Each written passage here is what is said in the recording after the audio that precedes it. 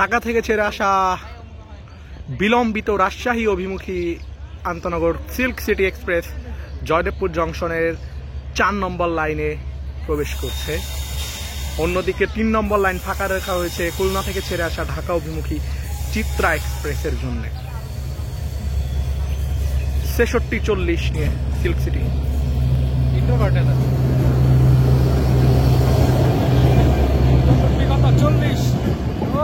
একদম last engine না মামা।